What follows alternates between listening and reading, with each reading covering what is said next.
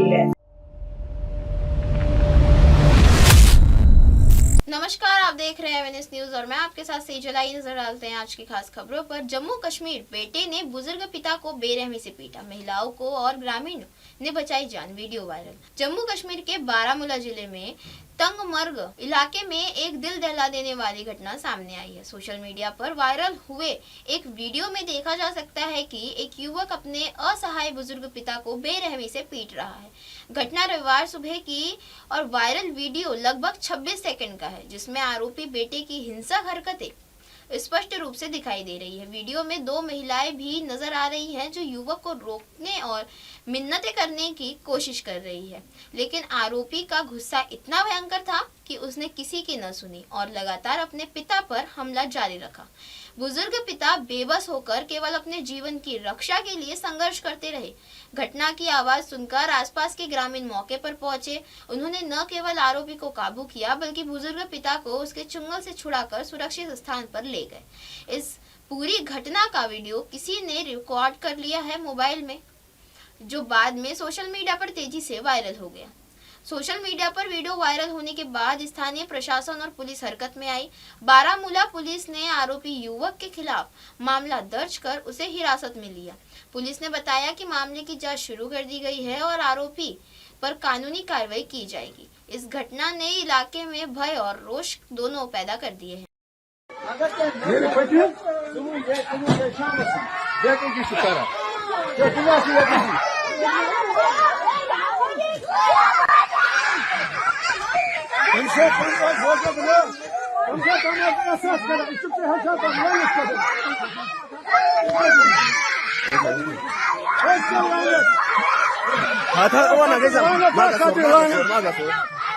अगली खबर, मुर्शिदाबाद हुमायूं कबीर की नई पार्टी के तहत बाबरी मस्जिद जैसी मस्जिद में जुम्मे की नमाज, विधायक और मुस्लिम समाज के लोग जुटे। पश्चिम बंगाल में मुर्शिदाबाद जिले में तृणमूल कांग्रेस के निलंबित विधायक हुमायूं कबीर ने अपनी नई राजनीतिक पार्टी जनता उन्नयन पार्टी बनाई है। आज शुक्रवार को उनके द्वारा बाबरी मस्जिद जैसी मस्जिद में जुम्मे की नमाज अदा की जाएगी। इस मौके पर हुमायूं कबीर के साथ मुस्लिम समाज के लोग भी नमाज पढ़ेंगे और यह शक्ति प्रदर्शन माना जा रहा है। पिछली जुम्मे की नमाज में बड़ी संख्या में लोग उमड़े थे और इस बार भी भारी भीड़ संभावना जताई जा रही है। हुमायूं कबीर ने 6 दिसंबर को बेलडांगा में मस्जिद की नींव रखी थी। 12 दिसंबर को पहली जुम्मे की नमाज के दौरान हजारों की भीड़ जमा हुई थी। इस दौरान नमाजियों की कतारें खेतों तक फैली हुई दिखाई दी है। इलाके में मौजूदा तनाव को देखते हुए सुरक्षा व्यवस्था कड़ी की गई। हुमायूं कबीर की नमाज में शामिल हुए और स्थानीय लोगों से बातचीत की। हुमायूं कबीर पहले कांग्रेस, टीएमसी और भाजपा के साथ रहे हैं और कई बार दल बदल चुके हैं। उन्होंने नई पार्टी बनाई और ममता बनर्जी के खिलाफ हमलावर रुख अपनाया। उनका उद्देश्य आगामी विधानसभा चुनावों में मुर्शिदाबाद के रेजीनगर और भरतपुर सीटों से चुनाव लड़ना है। नई पार्टी का गठन राजनीतिक हलकों में चर्चा का विषय बना हुआ है। जनता उन्नयन पार्टी के तहत हुमायूं कबीर ने बलीगंज सीट से निशा चटर्जी को उम्मीदवार घोषित किया है। पार्टी की अन्य उम्मीदवारों के नाम भी पहले ही घोषित किए जा चुके हैं। हुमायूं कबीर की नई पार्टी आगामी विधानसभा चुनाव में अपनी ताकत दिखाने के लिए तैयार है और जुम्मे की नमाज इसे एक राजनीतिक संदेश देने का जरिया भी मानी जा रही है। अगली खबर, लखनऊ पीएम मोदी की कार्यक्रम के बाद राष्ट्र प्रेरणा स्थल से गमले चोरी, लोग वाहनों में भरकर ले गए, वीडियो वायरल। लखनऊ में प्रधानमंत्री नरेंद्र मोदी के राष्ट्र प्रेरणा स्थल से के उद्घाटन के बाद शर्मनाक दृश्य सामने आया। गुरुवार को पीएम मोदी ने राष्ट्रीय प्रेरणा स्थल का उद्घाटन किया, जिसमें हजारों फूल और गमले सजावट के लिए लगाए गए थे। लेकिन कार्यक्रम स्थल से पीएम के रवाना होते ही कई लोगों ने वहां रखे गमलों को चुराना शुरू कर दिया। घटना का वीडियो राहगीरों ने मोबाइल में कैद किया, जो सोशल मीडिया पर वायरल हो गया। वीडियो में दिखाया गया कि बड़ी संख्या में लोग प्रेरणा स्थल और ग्रीन कॉरिडोर में गमले उठाकर अपने 2 पहिया और 4 पहिया वाहनों में डालकर ले जा रहे थे। कुछ लोगों को टोका भी गया, लेकिन वे मुस्कुराते हुए चोरी करते रहे। यह खुला आचरण शहर की सार्वजनिक संपत्ति की सुरक्षा पर सवाल खड़ा करता है और प्रशासन की मेहनत का ग्रहण लगाता है। पीएम मोदी ने उद्घाटन कार्यक्रम के दौरान लखनऊ शहर को विशेष रूप से सजाया गया था। राष्ट्रीय प्रेरणा स्थल और आसपास के क्षेत्रों में सौंदर्य व स्वच्छता बनाए रखने के लिए सैकड़ों गमले लगाए गए थे, लेकिन पीएम के इस कार्यक्रम स्थल से जाते ही माहौल बदल गया और कुछ लोगों ने सार्वजनिक संपत्ति पर हाथ साफ कर लिया। यह घटना न केवल शहर की छवि पर असर डालती है बल्कि प्रशासन की कोशिशों को भी बेअसर करती है। सोशल मीडिया पर इस घटना की कड़ी निंदा की जा रही है। लोग कह रहे हैं कि प्रशासन करोड़ों रुपए खर्च कर शहर को सुंदर बनाने का प्रयास करता है, लेकिन कुछ लोग अपनी छोटी सोच और लापरवाही से सार्वजनिक संपत्ति को नुकसान पहुंचा देते हैं। पुलिस और प्रशासन अब इस मामले की जांच में जुट गए हैं ताकि दोषियों को पकड़ा जा सके और भविष्य में ऐसी घटनाओं की रोकथाम हो। देखिए मोदी जाए तो ये कभी वो चोरी ये लड़का चोरी करनी गमले, मोदी जी गए गमला चुराना शुरू कर दिया। ये देखिए सारे गमले लेके जा रहे हैं। ये देखिए लूट मची हुई है, लूट। बहुत बढ़िया भाई, बहुत बढ़िया। गाड़ी का नंबर लो। 8926 नंबर नोट करो। चोर है भाई, जाहिल। अगली खबर, पति ने पत्नी पर पेट्रोल छिड़क कर जिंदा जलाया, बेटी को भी आग में धकेला। हैदराबाद के नलाकुंटा इलाके में एक दिल दहला देने वाली घटना सामने आई है, जहां एक पति ने अपनी पत्नी पर पेट्रोल छिड़क कर उसे जिंदा जला दिया। पत्नी को बचाने आई बेटी को भी आग में धकेल दिया गया, जिससे वह मामूली रूप से जल गई। घटना 24 दिसंबर को हुई थी, जब वेंकटेश ने अपनी पत्नी त्रिवेणी पर पेट्रोल छिड़क कर आग लगा दी। पुलिस ने के अनुसार वेंकटेश और त्रिवेणी का लव मैरिज हुआ था और उनके 2 बच्चे हैं। वेंकटेश को अपनी पत्नी का शक था, जिससे कारण दोनों के बीच अक्सर झगड़े होते थे। त्रिवेणी अपने मायके चली गई थी, लेकिन वेंकटेश ने उसे वापस बुलाया और हैदराबाद ले आया, लेकिन जल्द ही फिर से झगड़ा शुरू हो गया। इसके बाद वेंकटेश ने एक खौफनाक वारदात को अंजाम दिया। त्रिवेणी की मौके पर ही मौत हो गई, जबकि बेटी को मामूली चोटें आई हैं। पुलिस ने वेंकटेश को गिरफ्तार कर लिया है और मामले की जांच शुरू कर दी है। यह घटना हैदराबाद में सनसनी फैला दी और लोगों में आक्रोश है। इस घटना के एक बार फिर से घरेलू हिंसा और महिलाओं के प्रति अपराध की समस्या को उजागर किया है।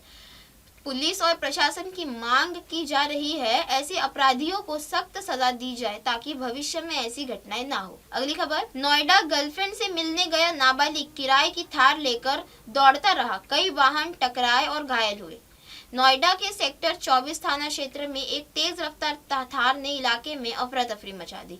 पुलिस के मुताबिक दिल्ली के कोंडली से आए नाबालिग ने थार गाड़ी किराए पर लेकर अपनी गर्लफ्रेंड से मिलने की कोशिश की, लेकिन जब उसके घर वाले नोएडा में उसे खोजने पहुंचे तो उसने घबराकर गाड़ी बैक कर भागने की कोशिश की। इसी दौरान उसने सेक्टर 50 और सेक्टर 22 अस्पताल के पास कई गाड़ियों को और बाइकों को टक्कर मार दी। इस हादसे में फरीदाबाद में राणा सिंह, पवन और सुमित सड़क पर गिरकर घायल हो गए।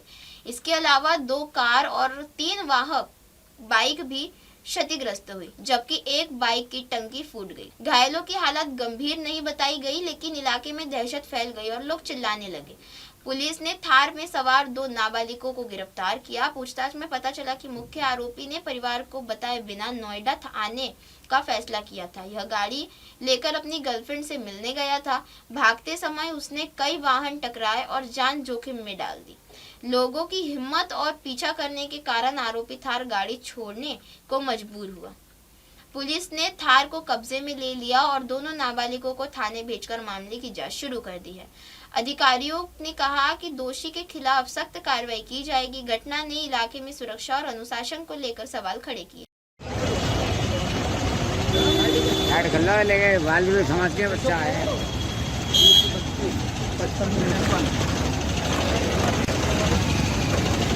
बताओ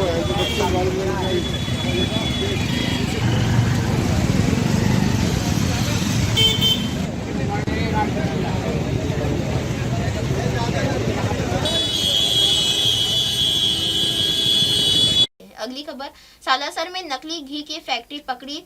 7500 केजी घी और 414 टीन जब्त। नए साल पर खपाने की थी तैयारी। राजस्थान के चूरू जिले में सालासर इलाके में एंटी गैंगस्टर टास्क फोर्स ने नकली घी बनाने वाली अवैध फैक्ट्री का पर्दाफाश किया। होटल की आड़ में संचालित एक फैक्ट्री में करीब 7,500 किलो नकली घी, भारी मात्रा में केमिकल और पैकिंग सामग्री बरामद की गई।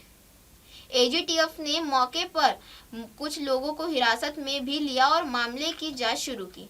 एजीटीएफ प्रभारी अभिजीत पाटिल ने बताया कि टीम को सूचना मिली थी कि सालासर में शोभासर इलाके में होटल के भीतर नकली घी तैयार किया जा रहा है। नेशनल हाईवे 58 पर स्थित इस प्लॉट पर दबिश देने पर फैक्ट्री पकड़ी गई। मौके से घी निर्माण के उपयोग होने वाले 200-200 लीटर की क्षमता के 18 ड्रम, घी पैकिंग के लिए 414 टीन और अन्य केमिकल से भरे 17-18 अतिरिक्त ड्रम बरामद हुए।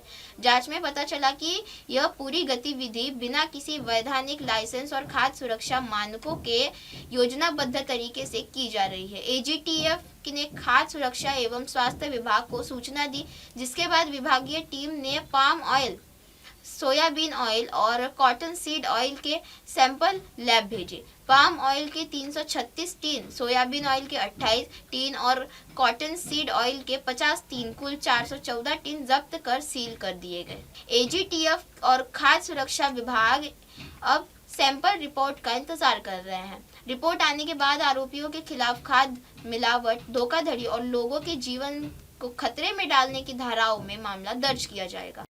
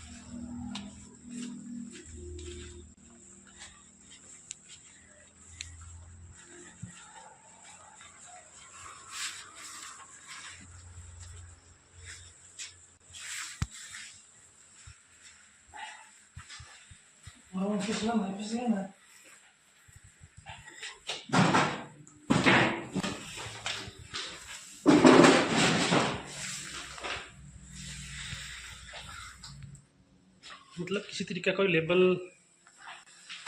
वो नहीं है। ये ढक वगैरह बना रखे हैं, ये सील करने के लिए बना रखे हैं।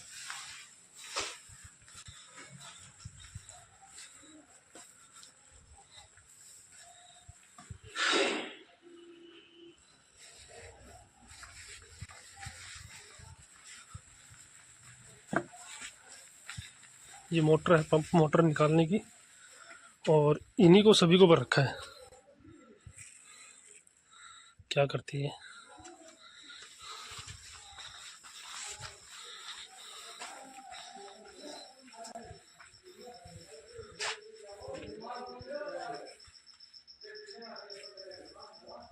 अगली खबर, गोरखपुर गर्लफ्रेंड से मिलने निकला युवक, मिला खेत में खून से सनी लाश, परिजन लगाए हत्या का आरोप। यूपी के गोरखपुर में 26 वर्षीय विशाल यादव की बेरहमी से हत्या की खबर ने इलाके में सनसनी मचा दी है। विशाल मंगलवार रात अपनी गर्लफ्रेंड की कॉल आने पर खाना छोड़कर उससे मिलने के लिए घर से निकला था, लेकिन बुधवार सुबह उसकी लाश गेहूं के खेत में खून और मिट्टी से सनी मिली। मृतक के सिर पर गंभीर चोटें और मुंह पर खून के निशान थे, जिससे यह स्पष्ट हो रहा था कि युवक ने हमलावरों से जान बचाने के लिए संघर्ष किया था। घटना स्थल पर मिट्टी बिखरी हुई मिली और आसपास के हालात से यह अंदेशा जताया जा रहा था कि विशाल को किसी ने जिंदा खेत में लाकर मौत के घाट उतार दिया। शव के पास युवक की चप्पल और तौलिया बरामद हुई। वहीं उसकी जेब में मोबाइल फोन और बाइक की चाबी मिली। पुलिस ने मोबाइल के आधार पर उसकी पहचान की है। परिजनों ने गर्लफ्रेंड और उसके परिवारों वालों पर हत्या का आरोप लगाया है। विशाल की मां शकुंतला देवी ने बताया कि बेटे ने रात में कहा था कि वह थोड़ी देर में लौट आएगा, लेकिन वापस नहीं आया। पुलिस ने परिजनों की शिकायत पर 3 लोगों को हिरासत में लिया और पूछताछ जारी है। मृतक की हाल में ही 1.5 महीने पहले पिता की मौत हुई थी और वह मुंबई में कार पेंट पॉलिश का काम करता था। परिवार का जिम्मा भी विशाल के कंधों पर था। गोरखपुर एसपी नॉर्थ ज्ञानेंद्र नाथ प्रसाद ने बताया कि 24 दिसंबर की सुबह घटना की जानकारी मिली थी। पुलिस ने परिजनों की तहरीर पर हत्या का मुकदमा दर्ज किया। जांच में सबूत जुटाए जा रहे हैं और आरोपियों की पहचान कर जल्द गिरफ्तार करने की कार्रवाई की जाएगी। मृतक के परिवार में मातम पसरा हुआ है और पूरे इलाके में घटना को लेकर लोगों में भय का माहौल। अगली खबर, बुल्ढाना शहर अध्यक्ष की जीत पर नोटों की बारिश। आतिक जवारीवाला ने जुलूस में उड़ाए गट्टे, वीडियो वायरल। महाराष्ट्र के बुल्ढाना जिले में मलकापुर में कांग्रेस के नवनिर्वाचित नगर अध्यक्ष अतिक जवारीवाला का विजय जुलूस चर्चा का विषय बन गया है। नगर अध्यक्ष पद के चुनाव में शानदार जीत के बाद अतिक जुलूस के उत्साह के बीच नोटों की गड्डियां निकालकर हवा में उड़ाते नजर आए। इस दौरान उनके समर्थक भी नोट उड़ाते हुए दिखाई दिए, जिससे कैमरे में कैद कर सोशल मीडिया पर तेजी से वायरल कर दिया। वीडियो में देखा जा सकता है कि अतिक जवारीवाला ने एक बार नहीं बल्कि 3-4 बार नोटों की गड्डियां हवा में उड़ाई। यह दृश्य न केवल जश्न के तरीकों को दर्शाता है, बल्कि सार्वजनिक पद की जिम्मेदारी और गरिमा पर भी सवाल खड़ा करता है। वायरल वीडियो में उनके समर्थक भी उत्साह के साथ नोट उड़ाते दिखाई दे रहे हैं, जिससे घटना को ज्यादा चर्चा में आ गई। चुनाव के दौरान आतिक जवारीवाला और उनके प्रतिद्वंदियों द्वारा 5 से 7 करोड़ रुपए खर्च करने वाली वीडियो ही वायरल हो चुका है। यह अब इस नोट उड़ाने वाले उस वीडियो को सोशल मीडिया पर छा गया है। कुछ लोग इसे खुशी और उत्साह की अभिव्यक्ति मान रहे हैं, वहीं कई लोगों ने इसे सार्वजनिक पद की गरिमा के खिलाफ बताया। स्थानीय राजनीतिक जानकारों का कहना है कि ऐसे जुलूस और सार्वजनिक प्रदर्शन चुनाव जीत की खुशी के रूप में होते हैं, लेकिन सार्वजनिक पद पर रहते हुए इस तरह की हरकतें आलोचना का विषय बन सकती है। वीडियो वायरल होने के बाद राजनीतिक और सामाजिक चर्चाओं में यह मामला चर्चा में आया हुआ है और लोग इसे लेकर अपनी अपनी राय साझा कर रहे हैं। अगली खबर, प्रेमी संग पत्नी ने फरार होने के बाद पति की मौत, मर्डर केस दर्ज। बिहार के बांका जिले में शंभूगंज थाना क्षेत्र के कैथा गांव में एक युवक की संदिग्ध हालत में मौत का मामला सामने आया है। मृतक की पहचान 30 वर्षीय अनुज कुमार उर्फ सेठो पंजीकार के रूप में हुई है। परिजनों ने अनुज की पत्नी और उसके प्रेमी का साजिशन हत्या का आरोप लगाया है, जिसके बाद पुलिस ने मामला दर्ज कर जांच शुरू कर दी है। परिजनों का आरोप है कि अनुज की पत्नी नेहा पंजीकार बीते करीब 25 दिनों से अपने प्रेमी आदर्श प्रताप के साथ रह रही थी। इस बात को लेकर अनुज गहरे मानसिक तनाव में था। घटना के दिन वह शंभूगंज से लौट रहे बाद सीने में दर्द शिकायत करने लगा और कुछ देर बाद उसकी मौत हो गई। पुलिस ने मौके से दवाइयां बरामद की है और फॉरेंसिक टीम ने नमूने एकत्र किए हैं। परिजनों ने बताया कि अनुज गुजरात में काम करता था और पत्नी की जिद पर उसने अपनी दोनों बेटियों को घर भेज दिया था। बाद में पत्नी ने उसे छोड़ने का फैसला कर लिया और प्रेमी के साथ रहने लगी। बताया गया कि पत्नी और प्रेमी के बीच पिछले 3 वर्षों से प्रेम संबंध चल रहे थे। घटना के बाद पत्नी नेहा और उसके प्रेमी आदर्श प्रताप फरार बताए जा रहे हैं। पुलिस ने दोनों के खिलाफ हत्या का मामला दर्ज कर छापेमारी शुरू कर दी। अधिकारियों के अनुसार पोस्टमार्टम रिपोर्ट आने के बाद ही मौत के सही कारणों का खुलासा हो सके। इसी के साथ बने रहे देश और दुनिया की तमाम खबरों के साथ और देखते रहे MNS न्यूज।